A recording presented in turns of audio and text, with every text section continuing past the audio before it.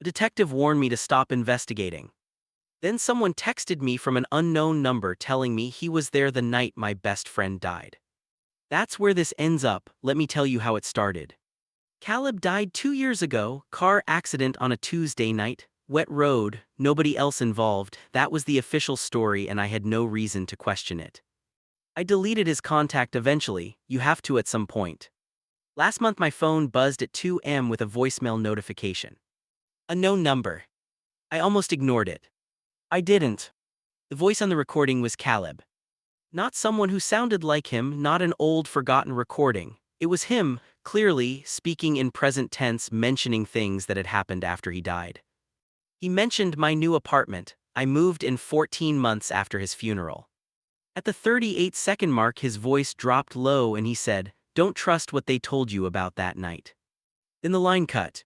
I called the number back immediately. Disconnected. 3 more attempts, same result.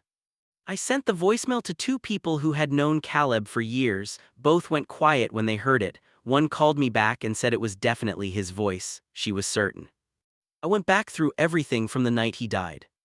The police report said he lost control of his vehicle around 11:40 p.m. on a rural road outside of town. No witnesses. His car was found by a passing driver at 6 the following morning. 7 hours between the crash and discovery.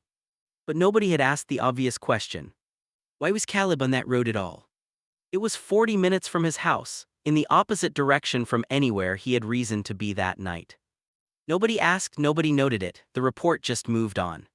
Someone had decided that question didn't need an answer. It took me 2 weeks to track down the driver who found Caleb's car. His name was buried in an old local news article. I found him through a community Facebook group. He agreed to meet me at a diner. He was nervous before he even sat down. Before I asked a single question he said, "I wondered when someone would come." He told me when he found the car that morning there were 2 sets of tire tracks on the road, one from Caleb's car, one from a larger vehicle. He reported it to the police. They noted it and never followed up. Then he pulled out his phone and showed me a photo he had kept for 2 years. In the background of the crash site, barely visible at the tree line, was a dark SUV. Parked, lights off. Waiting. Someone had been there that night and the police had the evidence and buried it. I put the photo in front of the detective who ran the original investigation. He looked at it for a long time. Then he told me the case was closed and there was nothing new to pursue. I asked about the tire tracks. He said there was no record of tire tracks in the report.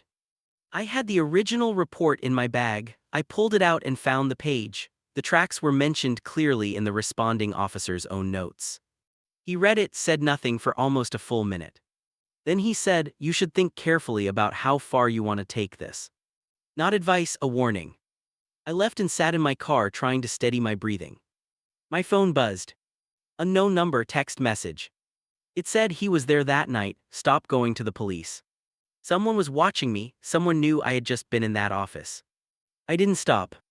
I spent 3 weeks building everything into a single document. The voicemail, the photo, the tire track discrepancy, the detective's reaction, the text message, every piece in order.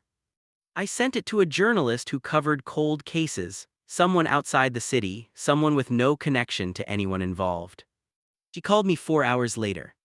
She told me she had been investigating the same detective for 2 years, different cases, same pattern, evidence going quiet, investigations dying without explanation.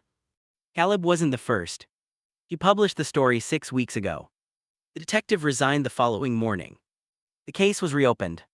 I still don't know who sent that voicemail. I don't know how they knew about my apartment or what they knew about that night.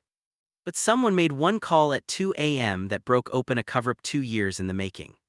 I don't have an explanation for the voice. I just know that Caleb always said if something happened to him, I'd be the one who wouldn't let it go. He was right.